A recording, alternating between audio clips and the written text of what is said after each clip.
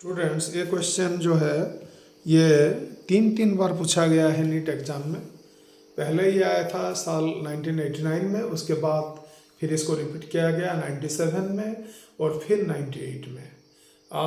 इसी से ये जो क्वेश्चन है इसका अहमियत, इसका इम्पोर्टेंस समझ सकते हैं।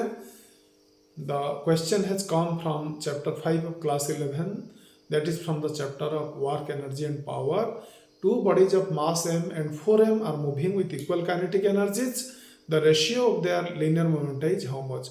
स्टूडेंट, ये एक बहुत सिंपल क्वेश्चन है, लेकिन ये आपका जो बेसिक नॉलेज, बेसिक अंडरस्टैंडिंग और क्लैरिटी ऑफ योर कंसेप्ट के ऊपर पूछा गया है। स्टूडेंट्स, जो काइनेटिक एनर्जी है स्टूडेंट, उसका फॉर्मूला क्या होता है? काइनेटिक एनर्जी को हम T से डिनोट करते हैं। T होता है हाफ mv², m होता है बॉडी का मास और v उसका वेलोसिटी। ओके स्टूडेंट्स, तो इसको हम ऐसे भी लिख सकते हैं, half m² v² by m।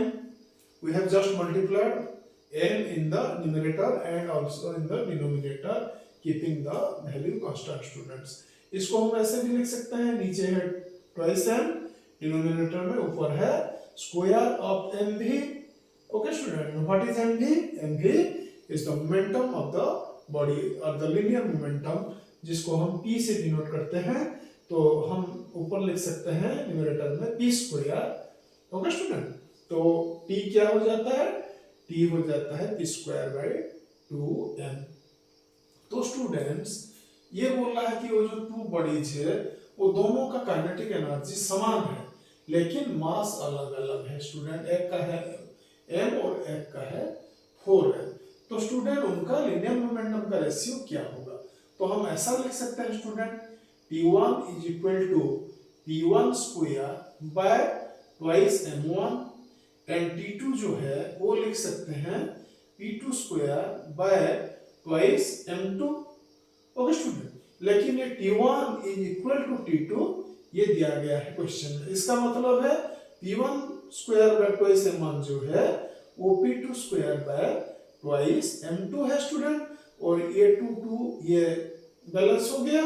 और इसका मतलब है स्टूडेंट, इसको हम ऐसे भी लिख सकते हैं, P1² बाय P2²। इधर हम ले गए इसको यहाँ ले जाएंगे तो ये बन जाएगा m1 बाय m2, और इसको हम ऐसे भी लिख सकते हैं स्टूडेंट्स, P1² नहीं लिखते हैं, P1 बाय P2 क्या लिखेंगे? ये लिखेंगे square root of m1 bye m2। तो m1 कितना है स्टूडेंट? m है, और m2 जो है सेकेंड जो बॉडी का मास है कितना है? 4m है। ये क्वेश्चन में दिया गया है।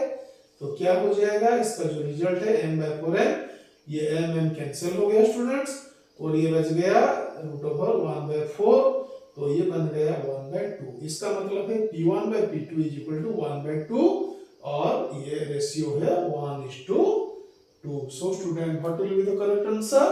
The correct answer will be option A students for this question.